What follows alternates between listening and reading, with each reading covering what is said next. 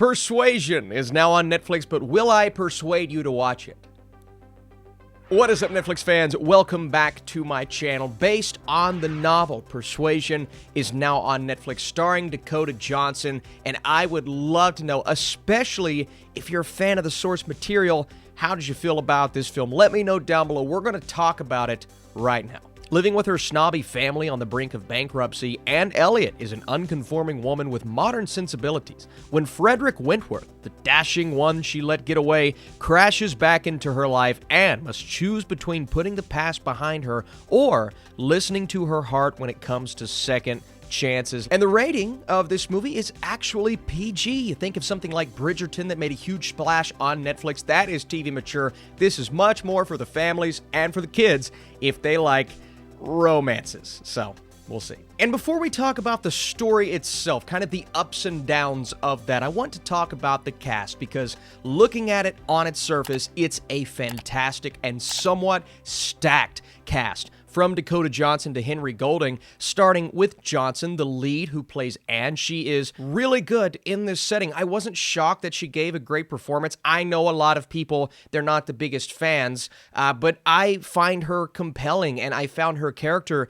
even with some of the writing issues that I had, and occasionally breaking the fourth wall one too many times to break up that tension, she was still really good, and I enjoyed her presence on screen. You also have someone like a Henry Golding, who I mentioned, at least I thought, would play a huge part in this movie. Now, is that the case as Mr. Elliot? I don't know if that's the case. I'm not sure why you cast someone like a Henry Golding and put him, and I hate to say it like this, in a throwaway role. That may not have been the case with the source material, but the way this character is handled, it felt like he was there solely to serve the story instead of being a compelling or interesting character in himself. I feel like Golding could have done the job. He just wasn't given the opportunity, and frankly, I felt as if it could have been anyone, and that's so disappointing to say. Ben Bailey Smith is in this movie. Yolanda Kettle is in this film. The other major players, Richard E. Grant as Sir Walter Elliot, he's giving that great, somewhat over the top, but it fits perfectly for the character that he is playing performance, and I love him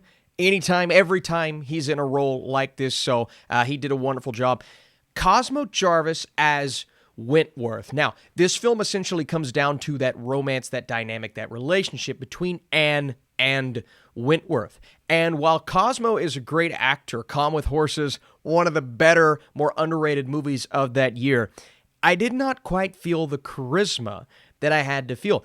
And while the film is telling me that I'm supposed to, if not root for this relationship, then be interested in it, I wasn't as interested in it because the writing behind Wentworth just didn't quite work.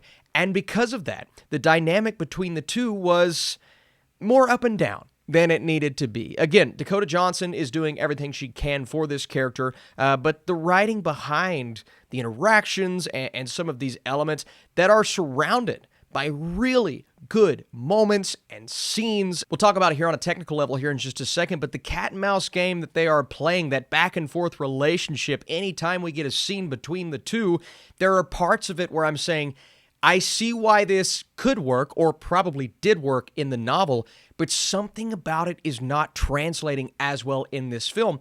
And because of that, essentially the main relationship of the movie, I'm not all that invested. And that comes down to the film, the experience as a whole, playing it safe. I wasn't expecting a movie that was going to break boundaries again. I'm not familiar with the source material, and I know a lot of you all are, and I would love that perspective in the comments. But, you know, you look at a romance like this and the back and forth that they're having, how they're going about it with this film, I just feel like I've seen it one too many times before. The period piece setting, you know, something along the lines of Bridgerton, obviously completely different when it comes to tone.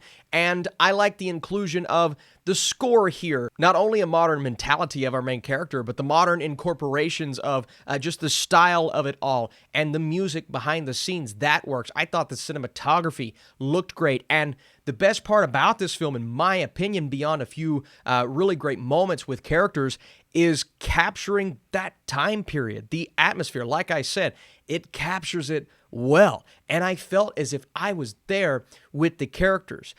Although when you start to break out of that mold, one could say it's going to make the movie feel fresh, but when she broke the fourth wall, in my opinion, it had the opposite effect of what the movie was going for. Now, maybe that's the case, and maybe that's something her character does, and I understand if you want to keep that in this film, but there were a couple of moments where the tension was raising, and you would start to feel for these characters, and she would look and nod and wink at the camera, and I'm thinking to myself, I don't know if that was a requirement for this moment. Because instead of, making me sit back and go, that was creative, I kind of sat back and went, that took me out of that moment that was otherwise fairly emotional, and it worked extremely well. And that comes down to the performances. Again, the cast is great, so the performances are going to be great. But when you're doing things like breaking the fourth wall during moments that don't necessarily require it, you're going to lose me. And an otherwise conventional story that never took any chances narratively, that's what I struggled with throughout this film. But I do see shades of a really good movie in here, and I think that's something to keep in mind. Before I give you my score, hey, this is what I do. I love doing it. If you'd like to support this, be sure to drop that thumbs up down below, and please leave those comments. Persuasion occasionally plays it safe with its romance, but there are moments that attempt to stand out. The narrative is messy as a result, but the strong performances and sense of atmosphere allow it to come close to hitting that mark. Doesn't quite get there for me. I'm going to 51% with my score, but I would love to hear what you all think of this film. Did it hit you in the right spot emotionally? I did think the ending worked for what it was going for. All of those things combined. It is on Netflix for you all to watch right now, if you want. Did I persuade you?